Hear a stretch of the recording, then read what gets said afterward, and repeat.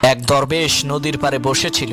একজন লোক এসে সেই দরবেশকে বলল, হুজুর, আমি যদি জীবনে সফল হতে চাই তাহলে আমার কি করতে হবে? দরবেশ লোকটিকে নদীর পানিতে ডুব দিতে বললেন। লোকটি পানিতে ডুব দেওয়ার সাথে সাথে দরবেশ তার মাথা পানির নিচে চেপে ধরলেন, যাতে সে তার মাথা পানির উপরে উঠাতে না পারে। পানির নিচে সেই লোকটির নিঃশ্বাস আটকে গেল। সে পানির নিচ থেকে উঠার জন্য ছটফট করতে থাকলো। কিছুক্ষণ পর দরবেশ তাকে ছেড়ে দিলেন, আর সে পানির উপরে উঠে দীর্ঘ শ্বাস ফেলে হাঁপাতে থাকলো। দরবেশ তাকে জিজ্ঞেস করলেন, তুমি যখন পানির নিচে ছিলে তখন তুমি কি করতে চেয়েছিলে? সে বলল, আমি পানির উপরে উঠতে চেয়েছিলাম। দরবেশ তখন বললেন, সেই সময় কি তোমার দুনিয়ার অন্য কোনো কথা মনে ছিল? সেই লোকটি বলল, না, দুনিয়ার কোনো কিছুর কথাই আমার মনে ছিল না। আমার শুধুমাত্র একটাই উদ্দেশ্য ছিল যে আমি কিভাবে পানির নিচ থেকে উপরে উঠে আমার প্রাণ রক্ষা করব। দরবেশ বললেন, এইভাবে একটা লক্ষ্য আর উদ্দেশ্য নিয়ে কাজ করো, তাহলেই তুমি সফল হতে পারবে।